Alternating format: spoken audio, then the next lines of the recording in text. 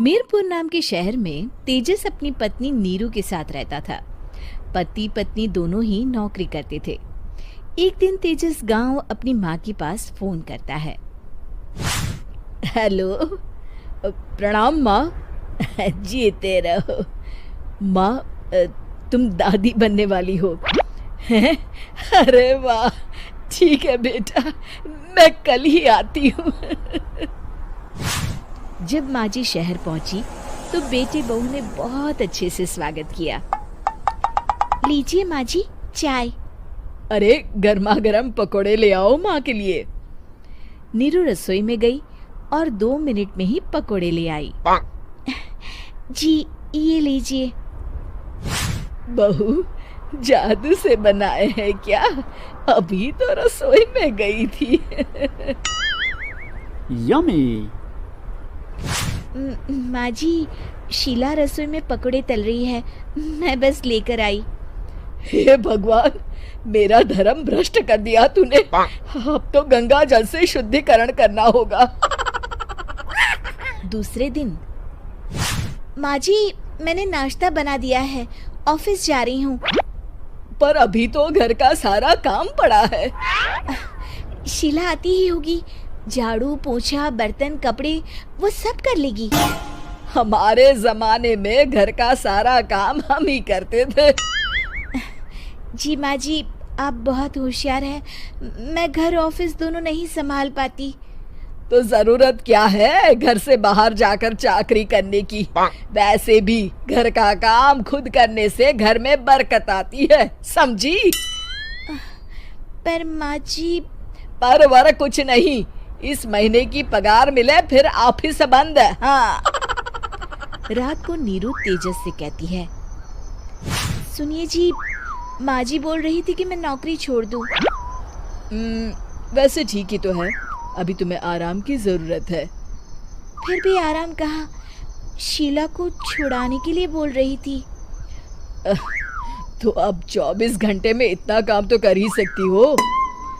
पर जॉब पसंद है मुझे, घर पर मन नहीं लगेगा। अगले दिन जब दोनों ऑफिस के लिए निकल रहे थे, मेरी तो कोई कीमत ही नहीं है इस घर में। माँ जी, आजकल महंगाई बहुत है, रहन सहन भी बदल गया है, दोनों नौकरी करते हैं तभी ठीक रहता है। अच्छा, तू कहना क्या चाहती है? मेरा बेटा तुझे बिठा के खिला नहीं सकता? तू ही इस घर का खर्च चला रही है, हैं? नहीं माँ जी, मेरा वो मतलब नहीं था।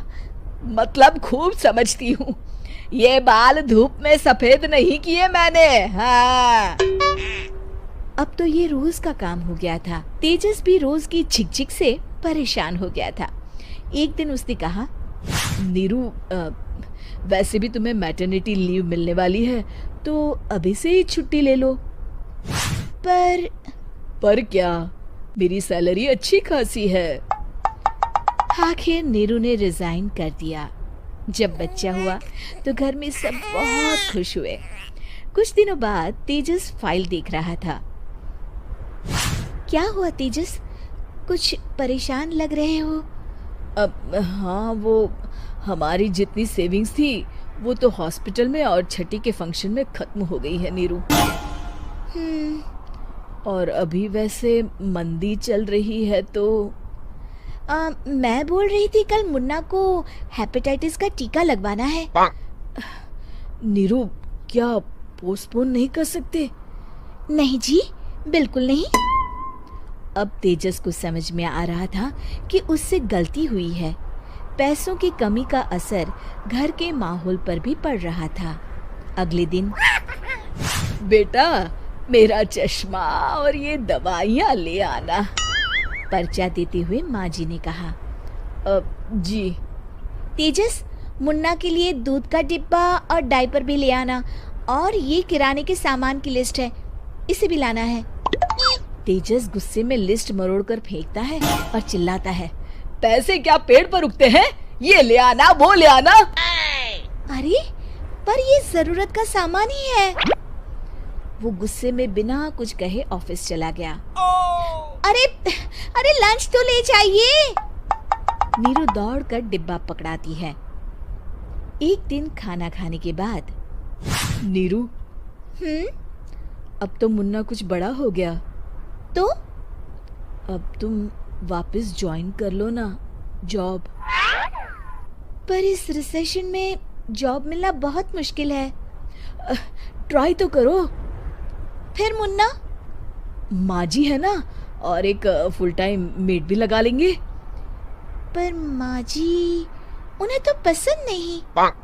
तभी माँ जी वहाँ आ जाती है और प्यार से नीरू के सर पर हाथ फेरते हुए बोलती है, अब मेरी समझ में आ गया बहू, पहले के और अब के समय में अंतर है। तुम काम शुरू करो, मुन्ना की जिम्मेदारी मेरी। मेरी प्यारी माँ जी, ये कहकर नीरू उनके गले लग गई। शिक्षा, परिवर्तन संसार का नियम है, हमें भी समय के साथ चलना चाहिए। उम्मीद है कि आपको हमारी ये कहानी पसंद आई होगी। कृपया हमारे चैनल को सब्सक्राइब करें और सभी अपडेट्स के लिए बेल आइकन जरूर क्लिक करें। और हाँ, वीडियो लाइक और शेयर करना मत भूलिएगा। Bye bye.